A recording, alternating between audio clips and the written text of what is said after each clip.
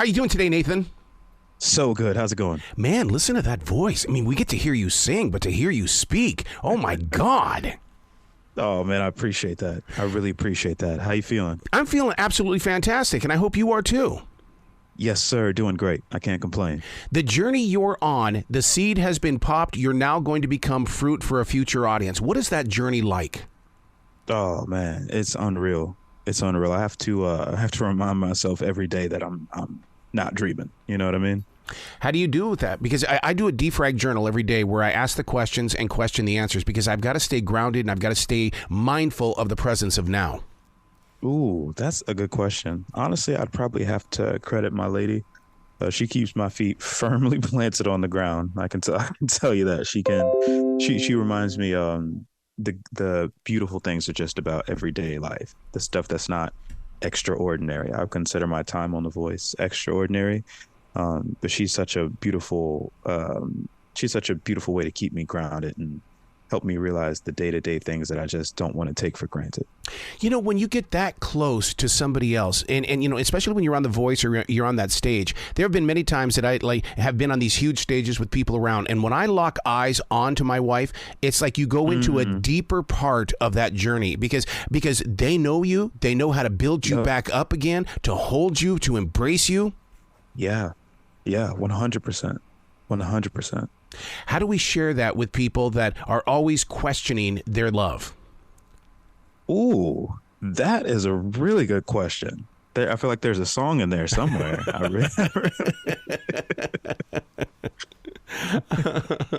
Because in reality, that's what I love about talking with older people, those that have been married for 35, 50 years, because they've got a story. They made it. They're doing it. How did they do it? Share the story.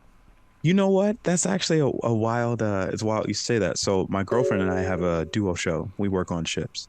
And one question we ask, we do a bit where we ask for the oldest or the longest married couple. We have the audience members raise their hands and we find the couple that's been married for the longest. And during the song, we give them a bottle of Prosecco. Oh. And at the end of that, always goes over really well, which makes us happy. But at the end of that, we ask them for their advice. We say, do you have any tips for love and marriage? And honestly, we've heard some wild advice. I think one person was like, don't die. They were married for like 60 something years. I was like, okay, all right. It's just interesting you should say that. Well, I knew that during the lockdown that I had married the right person, because to this day, even long after the lockdown, I can't get enough of her. I hurt when she has to go do something away from the house. It's like, no. And it's not that I'm codependent. I just want to be with her. Yeah. How long have you guys been together? 32 years. Oh, wow. Okay. So I got to ask you now. Do you have any tips or advice? Be friends first. Ooh, okay. Yeah.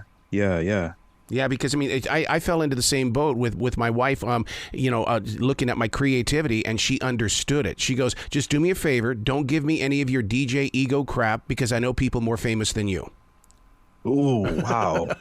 That'll keep you grounded. That'll keep you grounded. Now, you performing on those cruise ships, I mean, you've got a fresh new audience. Well, how many times? 3 times a day?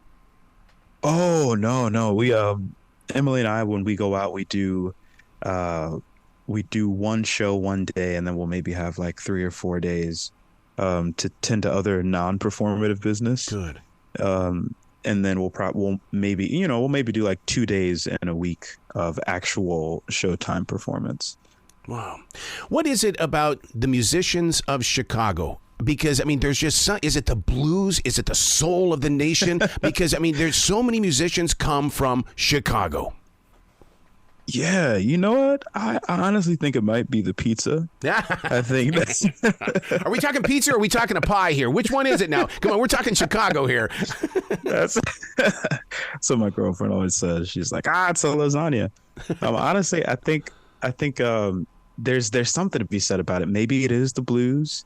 All of the people that are closest to me from Chicago that make music, they derive a lot of their music, and I guess the same style that blues was derived in, out of that sense of like pain and turning hardship into beauty of expression. So I think that probably does resonate with a lot of my close friends from Chicago. I hadn't really thought about it. That's a wonderful question. Which city has the worst traffic, Chicago or Nashville? Oh, easy. Oh, between the two, Chicago. Oh, Yeah. the Eisenhower? Unless you get to Broadway. Yeah. Oh, so man. Sometimes it's crazy. My wife is from Berwyn, so we visited Chicago so many times. Okay. Where are you from originally? Billings, well, I was born in Sheridan, Wyoming, but I grew up in Billings, Montana. Okay, those are two places I have not been to yet. You've got really to. Want to go. You've got to, because especially, there was an astronaut that said that when you walk at night in the state of Wyoming, that's what it feels like to be on the moon. But in Montana, when they say it's the big sky country, I'm telling you, there is nothing bigger you will ever experience than that sky. Wow. Okay. Oh man. Okay. Yeah, I'm gonna have to make my way out there. You won't go back. You won't go back. I have a friend who just went on tour out through Montana, and they were talking about just some of the hills and some of the I guess leading up to that, leading up to getting into Montana, or wherever they were. But that's definitely on my bucket list, Montana for sure. Yeah, it looks like this is the way that I best explain Montana. It's like God took Montana, folded it in half, and everything in the eastern side is in valleys. Everything that's on the western side are all mountains. And so you go from the badlands of Montana to the bad mountains. I mean, it's just unbelievable. Okay. Wow. Oh man. Yeah. I'm gonna when I do go, I'm going to make sure I find you and let you know what I thought of that big sky. What are you learning on being on season 25? Because, I mean, look at your coach, John Legend. I would love to have 30 seconds with that man. Oof. Yeah. You know what? I'm learning a lot. I will say I'm learning a lot. And it's oftentimes from just the content. If we're working on a song and it's, hey, try this, or nah, let's do this harmony, that kind of thing. But it's also watching the way that he moves. Mm-hmm. I think that, yeah, and his confidence, and it's just his confidence in himself, but then also him sharing that confidence in you, saying, hey, all right, I want you to go through the next round. That in and of itself has helped me learn to trust my instrument a little bit more in some ways. Body language is everything, isn't it? Yeah, it really is. I'm learning that. Like watching myself back on TV, you can see I can see my body language. I can see the way I'm talking to people, and it's hard not to be like, oh, do I really sound like that? Mm-hmm. No, I really look like that. Is that how I stand? I was okay, all right. Strange. Well, I've always believed that the reason why people, find it so different to hear their voices is because our ears are behind our voice. We're like backstage, wah wah wah wah wah wah. And so when the voice is coming back at us and our ears are hearing it first, it's a completely different vibration. Interesting. Okay, you're putting me on game right now. I appreciate that. I did not know that. I did not. That makes sense though. Even as I'm talking now, I'm noticing that. That's wild. Huh. He's got a great sense of he's just got a great sense of confidence that I think kind of bleeds into the stuff that I end up doing. Well, I've always believed that this generation is blessed with what Marvin Gaye must have been like when it comes to meeting and greeting new performers, because Marvin was an ambassador to Motown, and so many people just came from that entire movement, and I think John Legend is the same way. Ooh, yeah, that's actually a good way of looking at it. And I've been a fan of John Legend since fifth, sixth grade, and it's a beautiful thing to see him collaborate with other artists, especially in the soul world. I guess he is that sort of, I guess, this generation's ambassador in a similar way. Wow. Learning how to project your voice inside that arena for NBC's The Voice, because I can't imagine the echo that must be in there, because I would love to play with that reverb. Yeah. You know what? When I was on stage, there is a lot of sound, and that's a beautiful thing. And sometimes me navigating the sound, just because I've never heard sound quite that good and that to that extent in the way that it's just, I guess, formed based on the acoustics in the room. It was a little jarring at first. I was like, oh man, okay. But it also, it's a good learning curve. It's also good to sing in a space that has been treated for sound in so many ways. So very grateful for that. I mean, 25 years, there's got to be some ghosts inside that place. Right, right. Oh man, there has to be. There's some spooky stories about the hotels that we stay at, and so I don't go out too much when I'm in the hotels. Try to stay in my room where it's safe. The weather has got to be a factor for your voice as well, because coming from Nashville, where it's been kind of a dry kind of winter, and then you're going to California, where it's lots of water. That's got to play hell on your voice. I've been lucky. The heat or the moisture, or it hasn't affected me in that way, thankfully. Not yet, knock on wood. Even here in Nashville, like I feel all right. But we did have a couple people that had serious vocal issues, and I think it was due to probably attributed to the climate. Some people, people are coming from all over the place, and like you said, that California climate is such a specific kind of climate, and it can really mess with people's vocals. Luckily I didn't have that problem, but probably because I mostly stayed in my room away from the ghosts. Yeah. So. It reminds me of when I was in the studio, my last project, and the people go, "Oh, you do car commercials?" And I impersonated a car commercial, and what happened is I killed my vocal cords, but I still had to pay for that studio. Oh my God, I was so upset with myself because I didn't get any studio time at all. Oh man. And you know what? That's such a tough thing. I like in traveling and like working around and doing different gigs. It's just a different type of job in the sense that, and you can relate to this. It's like your voice is, that is the money maker. Yep. That's if you lose that, and some people are, they will never understand just how vital it is to have that when it means, your next paycheck. So, oh man, dude, I'm sorry about that. That's tough. Well, I mean, I can't even go see the Carolina Panthers play. I can't go to a live performance because I'll get too involved. Because you go see your favorite band, you're going to be singing at the top of your lungs. Right. Yep. Oh man, that's a sacrifice too, because that's an experience. Like to be able to blow your voice out and know, it's fine. I just won't speak for a couple of days. So how do you prepare for life beyond NBC's The Voice? Sure, it is a great platform right now, but yep. Life beyond, because one of my favorite things to do is to repost these conversations, because I believe that people every day are finding new people. Oh, wow. Well, God bless you. I really do appreciate that.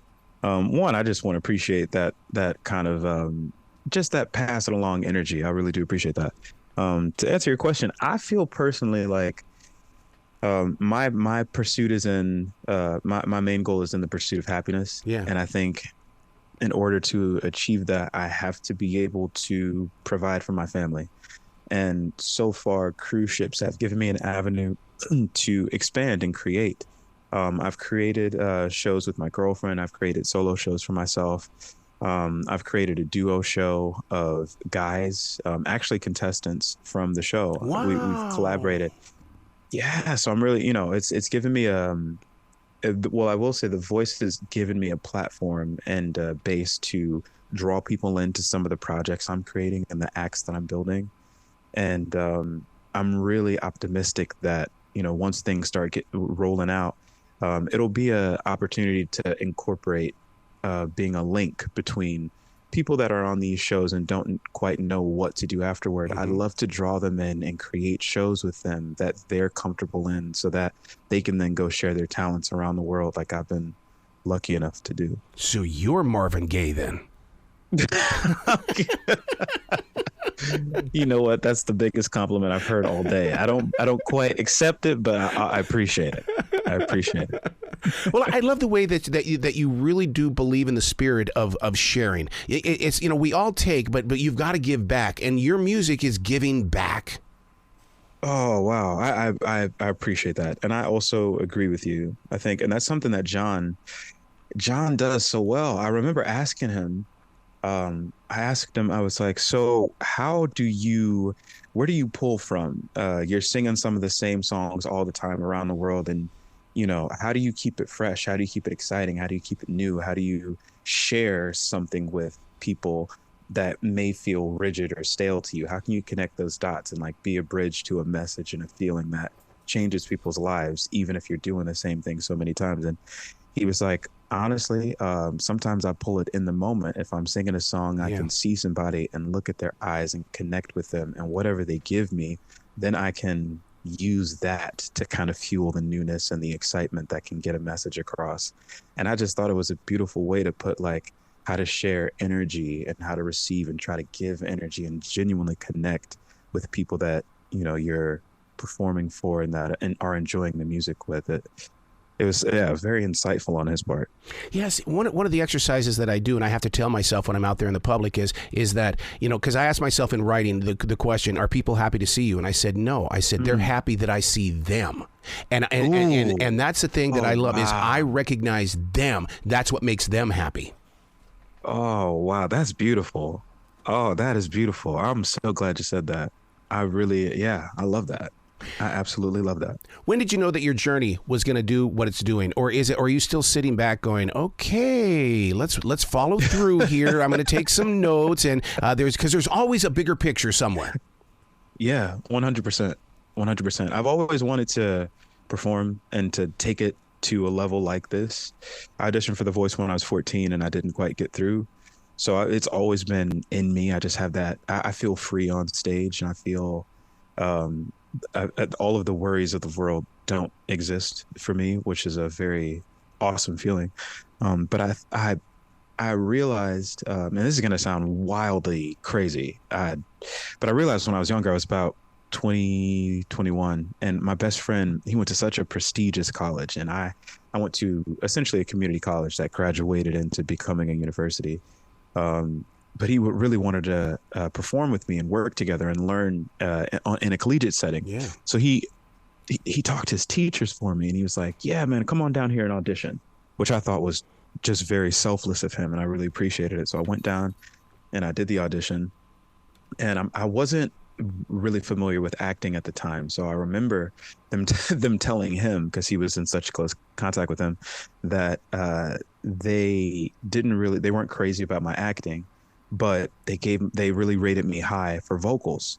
And he relayed that to me. And from that, I started feeling confident. And I remember, this is probably the worst decision I've made in my life, but I remember I talked to them in an interview and they were questioning me. They said, so why do you think that you should come to our university? What do you hope to learn? What do you like? They basically presented, you know, why do you want to be here? Yeah. And I wish I hadn't said this, but in the time I said, I really think you guys can teach me a lot. And I know that you're a great university with great staff, and I'm here to learn from the best.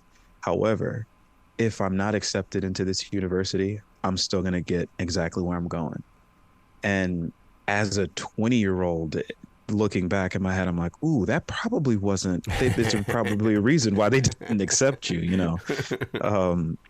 So I'm a far ways from that, but I do think that there's been something innate in me, whether it's singing in the shower or singing on The Voice. I think there's been something inside of me that has always wanted to perform in some way. Wow. Where can people go to give you lots of love there, Mr. Nathan? Love is well received on Instagram. So that's at Nathan_Chesterr with 2 R's, or Facebook, which is just Nathan Chesterr, or TikTok, which again is Nathan_Chesterr with 2 R's. I love it. You got to come back to the show anytime in the future, dude. Oh man, Errol, it was such a nice time talking to you and getting to know you. I really would love to come back. Absolutely. Be brilliant today, okay? Yes, sir. Will do. Thank you.